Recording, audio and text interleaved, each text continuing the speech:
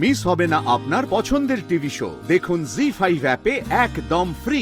বিয়ের দিন থেকেই আমি জানতে পারি যে আমার স্ত্রী অন্য পুরুষের সঙ্গে তার সম্পর্ক রয়েছে। আপনি কি করে জানলেন? আপনার কাছে কোনো তথ্য আছে? স্যার আমার ওয়াইফের এগেনস্টে তথ্য প্রমাণ লাগবে ভবিষ্যতে, এটা তো আমি আগে জানতাম না স্যার। কেউই কোনোদিনই ভাবে না।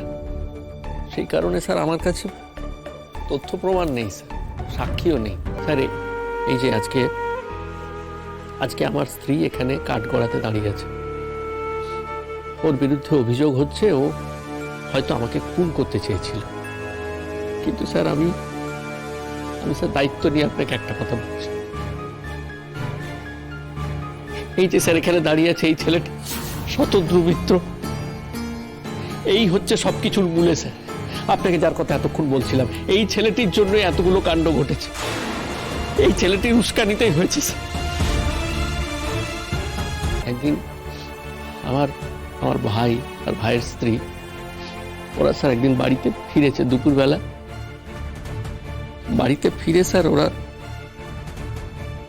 দেখতে পাচ্ছে এই শিমুল এবং শতদ্রু ভীষণ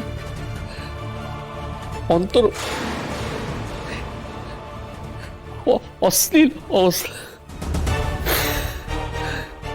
তখন ওরা কি করবে, আমাকে ফোন করে। আমি এসে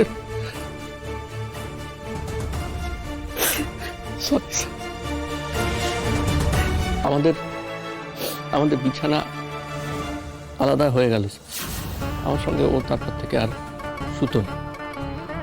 তারপরে আমার এগেনস্টে অভিযোগ দিল যে আমি ওকে নাকি বিছানায় ফিজিক্যালি টর্চার করি। আর স্যার ও যদি আমার এগেনস্টে অভিযোগটাই দিল, তাহলে এত দেরি করলো কেন স্যার?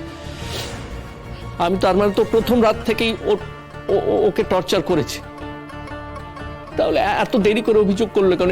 এটা আমার প্রশ্ন sir. That's the point me Lord, that's the point.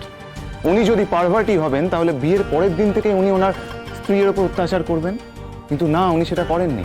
হঠাৎ করে ওনার মনে হয়েছে, যবে থেকে উনি ওনার বয়ফ্রেন্ডের সাথে ওতপ্রোতভাবে জড়িয়ে পড়লেন, যে ওনার স্বামী নাকি ওনার ওপর শারীরিক মানসিক নির্যাতন করেছেন। How funny sir! এই পুরোটাই হচ্ছে ওনার বয়ফ্রেন্ড শতদ্রু মিত্রর ব্রেন চাইল্ড, ওনারই মস্তিষ্ক প্রসূত।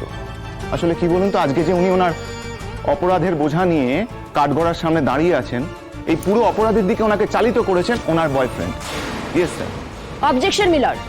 তথ্য ছাড়া, সাক্ষ্য ছাড়া, প্রমাণ ছাড়া একজন অ্যাডভোকেট হয়ে উনি কি করে বলে দিতে পারেন কে কাকে ইনস্টিগেট করছে? না, আমি বুঝতে পারছি না, বিপক্ষীয় বন্ধু কি ওকালতিটা একেবারেই ভুলে গেছেন? উনি কেসটিকে জেতানোর জন্য যে কোনো প্রকারে যা খুশি বলে আপনার কাছে প্রমাণ করতে চাইছে শিমুল দেবী অভিযুক্ত এবং পরাগ ব্যানার্জি নির্দোষ। আমি সেটা হতে দেব না স্যার, সেটা হতে পারে না। জি5 ডাউনলোড করুন আর সব এপিসোড দেখুন একদম ফ্রি।